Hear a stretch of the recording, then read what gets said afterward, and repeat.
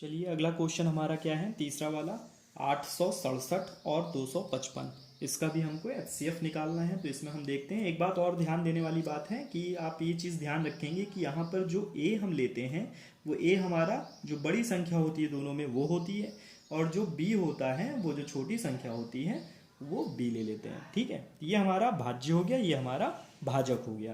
तो हमेशा भाज्य को क्या करेंगे, बीच में रखेंगे।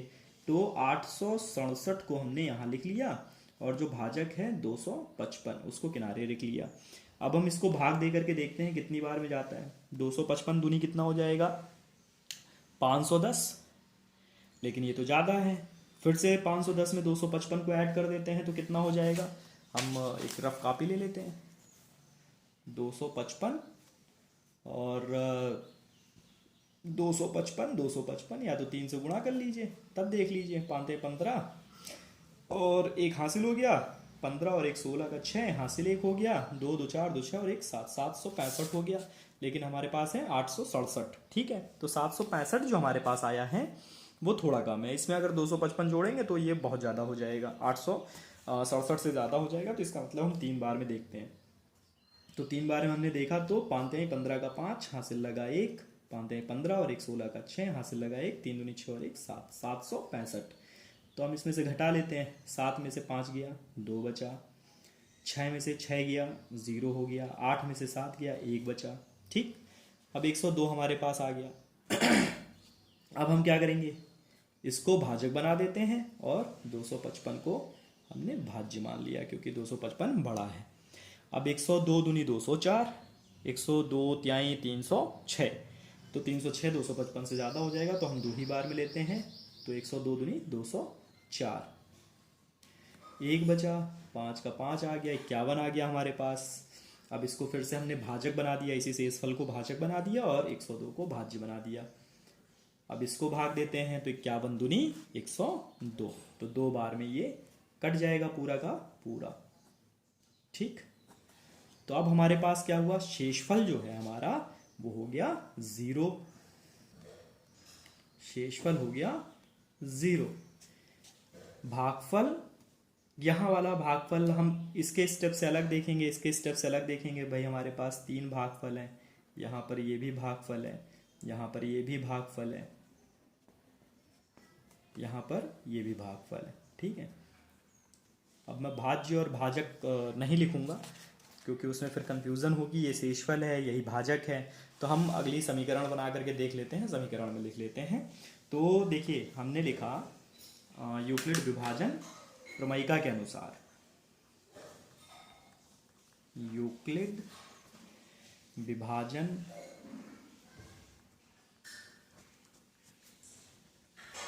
प्रमेयिका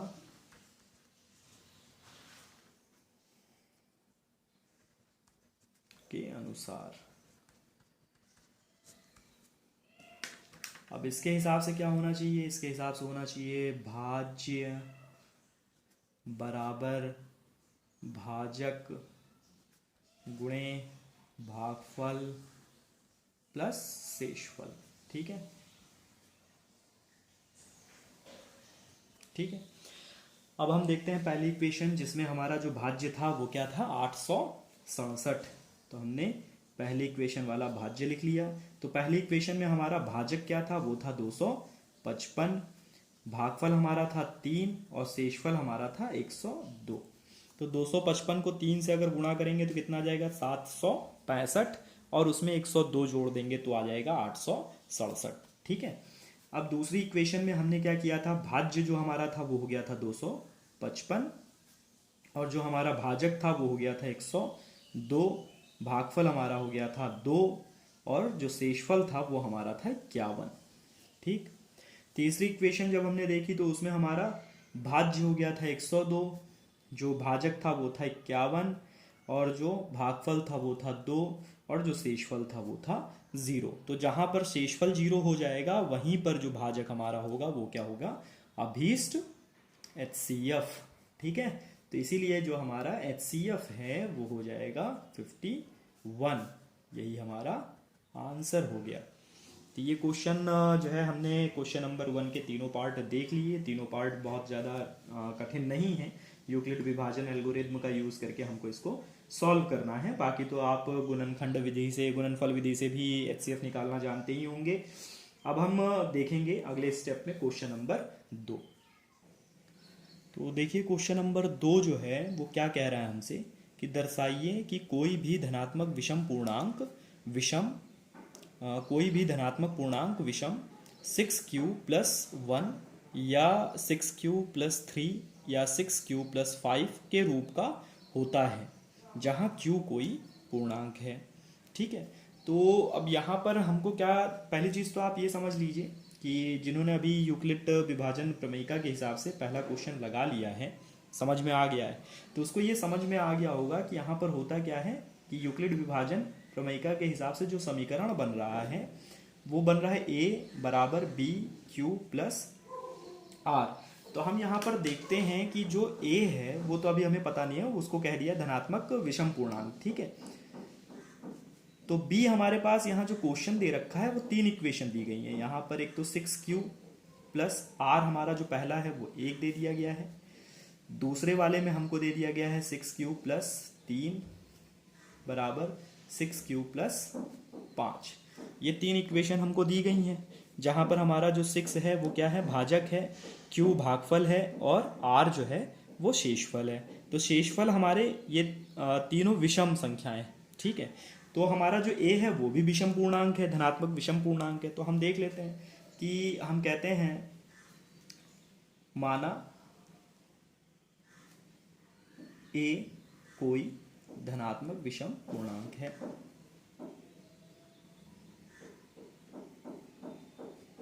धनात्मक विषम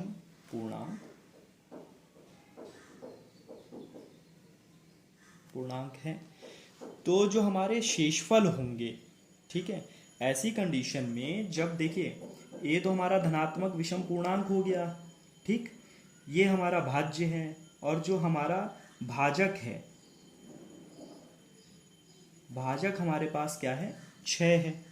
तो अगर भाजक 6 है तो आपको ये इक्वेशन भी ध्यान होगी कि जो हमारा शेषफल होता है वो 0 से बड़ा होता है। ये साइन गलत लग गया, ये साइन ऐसे लगाना चाहिए, या 0 के बराबर होता है।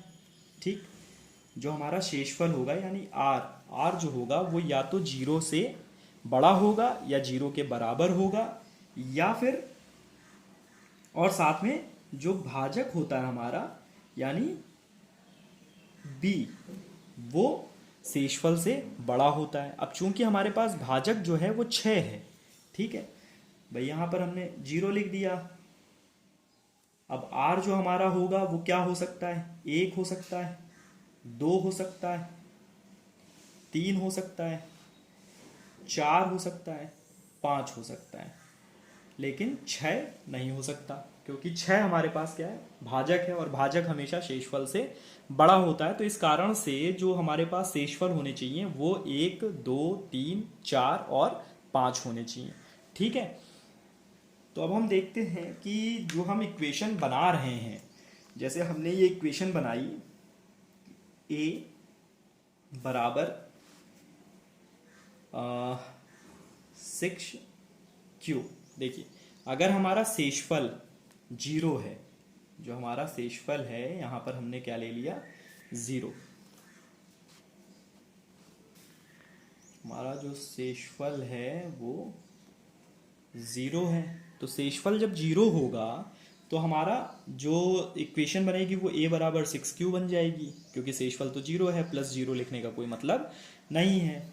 अगर हमारा शेषफल क्या है, वो 1 है, क्या है, 1, तो a बराबर हो जाएगा 6q प्लस 1।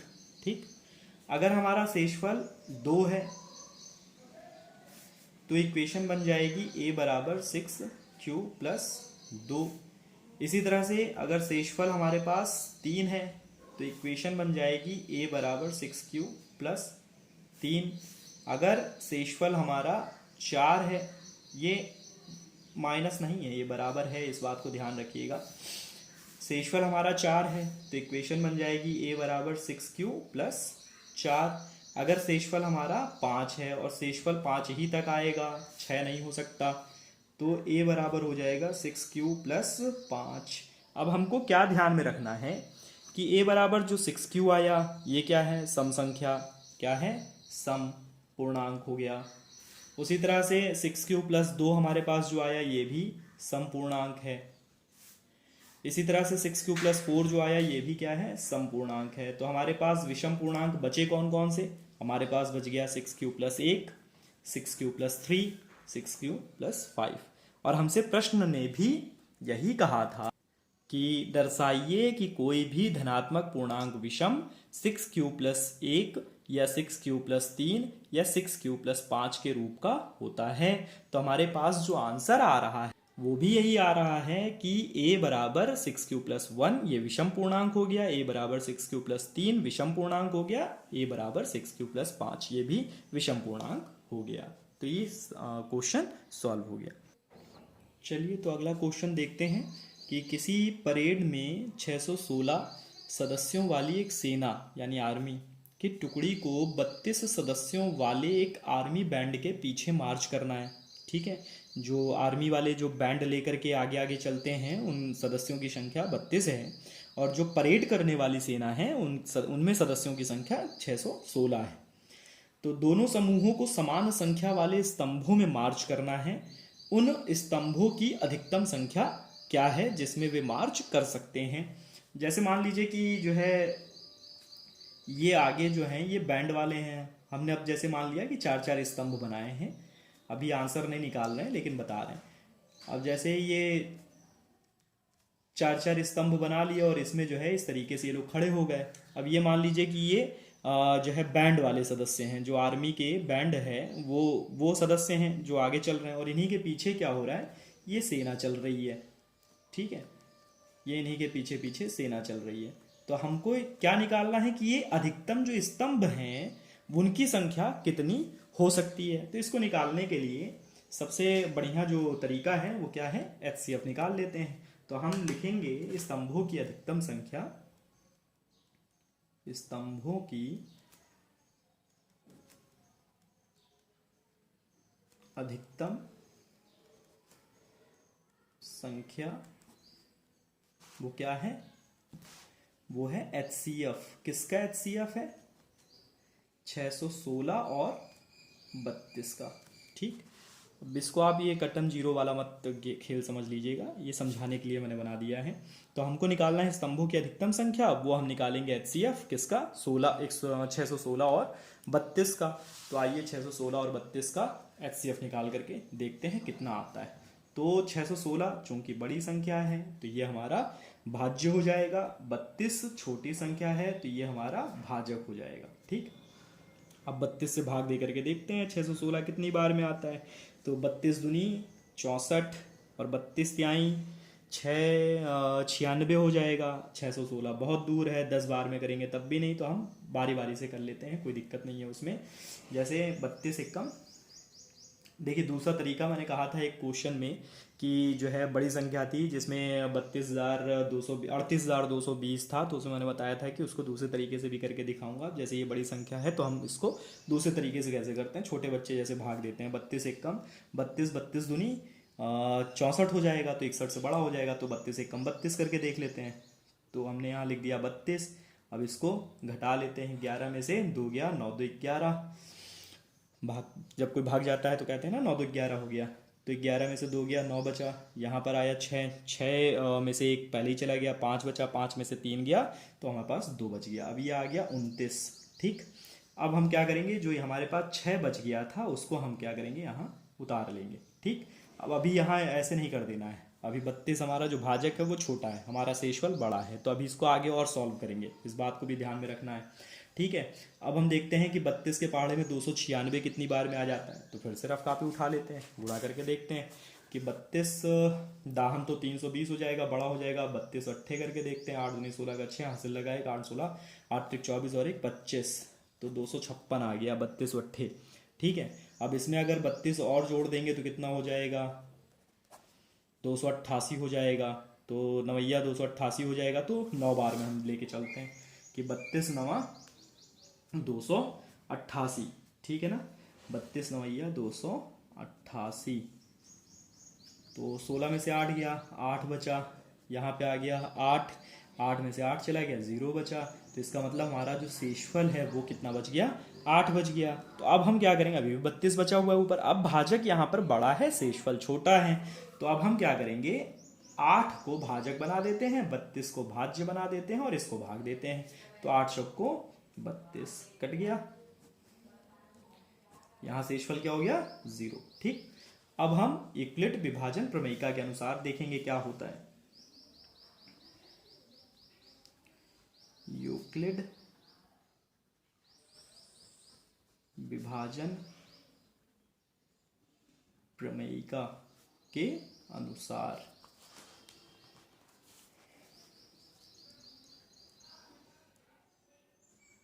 ठीक, अब इसके अनुसार जब देखते हैं तो हमारे पास क्या होता है, ए जो कि बड़ी संख्या है जिसको हम भाज्य कहेंगे, बी जो भाजक है, गुणे भागफल जो क्यू है, प्लस शेषफल जो आर है।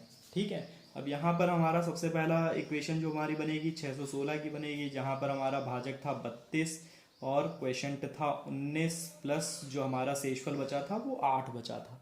ठीक है, तो 32 को 19 से गुणा करेंगे तो हमारे पास क्या आ जाएगा, 32 को 19 से गुणा करने पर देखिए यहाँ पर हमारे पास 296 आ रहा था, 288 आ गया था। ठीक है, तो इसको मल्टीप्लाई कर लेंगे और फिर 8 को जोड़ देंगे तो 616 के बराबर हो जाएगा। अगली इक्वेशन जो हम देखते हैं हमारे पास क्या आई थी, जिसमें हमारा जो भाज्य था वो था 32 और जो भाजक था वो था 8। इसमें हम गुणा कर देते हैं किसका, 4 का, और हमारे पास शेषफल पड़ गया 0। ठीक है, तो जहाँ पर शेषफल हमारा 0 हो जाएगा वहीं पर जो भाजक होगा वो हमारा HCF हो जाएगा। तो हम ये कह सकते हैं कि जो अभीष्ट HCF है वो है 8। यही हमारा आंसर हो गया। तो इसका मतलब जो यहाँ पर मैंने दिखाया था ये पॉइंट्स बना बना करके कितने जो है यहाँ पर स्तंभ बन रहे हैं, कॉलम कितने बन रहे हैं, तो वो कितने कॉलम बनेंगे, 8 कॉलम बनेंगे। ठीक है, 8 कॉलम बनेंगे। तो 32 सदस्य थे, पहली लाइन में 4 एक एक खड़ा हो जाएगा, 4 खड़े हो जाएंगे तो 8 चौको 32 हो जाता है। ठीक है, उसके बाद बाकी सेना खड़ी हो जाएगी। तो ये वाला क्वेश्चन भी सॉल्व हो गया जिसमें 8 आंसर आ रहा। और एक चीज थोड़ा सा ध्यान देना है कि यहाँ पर जो मैंने प्रश्न लिखा था, यहाँ धनात्मक विषम पूर्णांक, ये जो विषम है उसको हम इधर कर लेंगे तो ये यहाँ आ जाएगा विषम पूर्णांक।